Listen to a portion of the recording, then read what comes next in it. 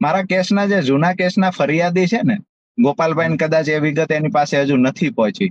જૂના કેસના ફરિયાદી છે એની સાથે ઓલરેડી સમાધાન થઈ ચૂક્યું છે, અને હું જેલમાં ગયા પહેલા થઈ ચૂક્યું છે.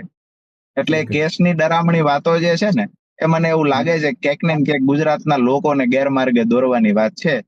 રાજુ કરપડા પર કેમ કરીને રાજુ કરપડા, એમાં વાંધો ત્યાં છે કે ખેડૂતો રાજુ કરપડાની સાથે છે.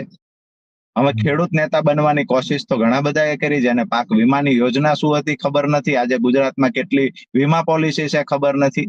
ગુજરાતની અંદર ખરેખર ખેડૂતોનું દેવું કેવી રીતે વધ્યું ને કેટલું છે એ જેને ખબર નથી.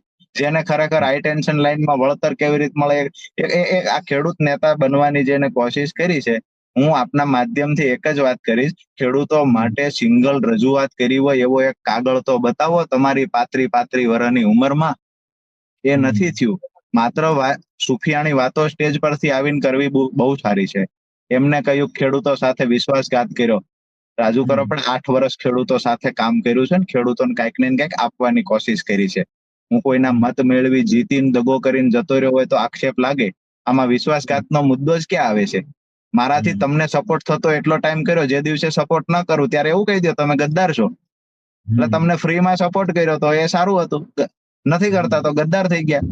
આમ આદમી પાર્ટીનું મને અમુક નેતૃત્વ પર એ બાબતે થોડું એ પણ લાગે છે કે ખરેખર તમારી સાથેથી જે માણસ સાથ છોડે છે એ તમારી પાર્ટી વિશે ખરાબ બોલવા ઈચ્છતો નથી, પણ તમે એના મોઢામાં લાકડા નાખીને એને ખરાબ તમારી પાર્ટીની વરવી વાસ્તવિકતા લોકોની નજર સામે લાવવા મજબૂર કરો છો.